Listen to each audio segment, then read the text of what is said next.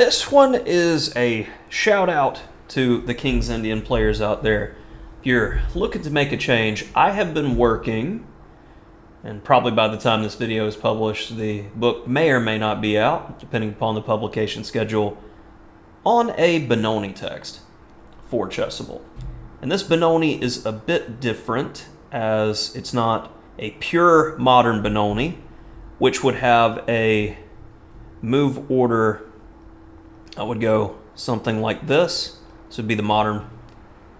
I started dabbling in kind of I'd like to cherry pick some King's Indian lines. I would like, the best evaluation here and there. And to keep tension. This is definitely a repertoire to confuse and put away lower rated players, while keeping all that beautiful, beautiful tension. And I start with G6 here, and after F3, we get this Benoni by transposition. And on E6, we grab. I'm not worried about E5 being played, or am I here? Am I worried about E5? What happens if E5? So that's a good question to start with. Knight H5, because Queen H4 is punishment, and we're hitting the E5 pawn. So no stress there whatsoever. My opponent plays Knight H3. It's typically in the Sämisch pawn structure. There's not a good square for this knight, and F2 will at least support the E pawn in the future. Well, we'll go ahead and play D6, because if you'll allow me to take on H3, I'm going to do it. So Knight F2. Good moves to throw in the Benoni. If I'm looking to try to gain space on the queen side, A6 is a good place to start. Now, I do make a lot of notes in my course on when and when not to play A6, because A6 is such a natural feel-good move to play, but almost always White's going to play A4. I found in a lot of positions in the database that if you neglect playing A6, White will often play A4 anyway, just out of, well, I know I'm supposed to play A4 at some point, but that will allow Black to have an extra option of, say, Knight A6 and Knight B4, and there's no pawn that can kick the knight out of B4. But in this case, A6 is just a good all-around move, no reason to kind of wait on it. And you get the natural response, A4 to stifle B5. Let's go Knight BD7. And where's our natural plan in the position here? Well, we've got our standard Benoni pawn on D6, and nothing's really bothering it, which means we've got some breathing room and freedom. So should we be playing on the king side or the queen side? What's easier at the moment? Well, that answers queen side. We've already played A6, and we're looking to play for the B5 break. So how about Rook B8? Well, the opponent doesn't appreciate that, so they play Knight C3. Now we need another plan, because there's nothing that's going to just force through this B5 break favorably. And if we wait around, White does have a space edge. He's going to catch up in development, and we could have some problems.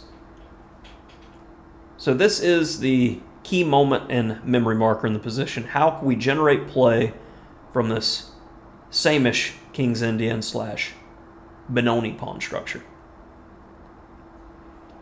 Hopefully said, okay, we had either the king side or queen side to choose from, and it looks like White stopped us on the queen side. We're not playing in the center, so that means we need to generate counterplay on the king side.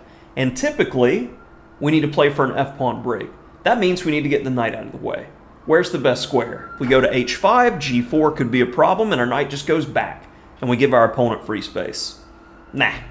Knight e8, on the other hand, defends our Benoni pawn, gets the knight out of the way safely, prophylaxis for future attack against d6. All good, all good. So bishop f4.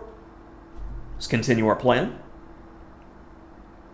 And now best play at this point would be to capture. Looking to use some key squares. Well, we get key squares as well. No, no, no. Keeping an eye on multiple opportunities with the queen. You say no, no, no, e6 for you. And notice with the knight on c7, bishop on d7, and rook b8, the b-pawn break is coming. But we're in no hurry to do it. we're going to optimize the position because white's still not in a place where he can just come after us easily. And rook b to e8, where we're flexible, was one of the engine's top lines. My opponent in the game, though, went queen d2. So what do you consider best here? Well, I want to improve the position. And I was looking to just be annoying. When I can't find the best move, I find what I consider to be the most annoying move in the position. The engine is a big fan of knight e5. And I think it's the most flexible move, as it opens up the eye of the bishop on c8, giving it more opportunities. And the knight is a centralized piece that's not easy to get rid of. I decided to go with a more provocative queen f6. And after knight d3, how about now? What would you do?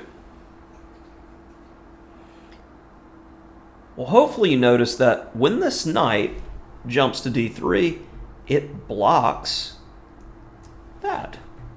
Well, that opens up counterplay. We take that. Now the opponent comes down to a7. What does that do? Nothing. Nothing to worry about there. Well, I love making my opponent's pieces awkward, so let's go ahead and throw in b4.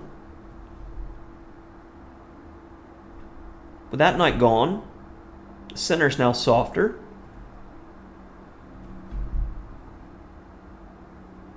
What's best here? Well, I don't want to deal with any potential discoveries on the f-files. This makes me think move the queen. Where to? Most forcing square. We look at checks first. Now it's a question of, should I take on e4 immediately or trade first on the f-file? I like my king sits, and I don't want either minor piece to have to capture on f8, because I'm going to have to redeploy it no matter what and waste time. So it's better to take first and then take on e4. Now my opponent's position has completely fallen apart and decided that this was enough and the game's done. So this was a quick game against a 2400 rated player in Blitz on Lichess, highlighting some move order ideas for the Benoni / King's Indian Sämisch position. Hopefully you enjoyed it.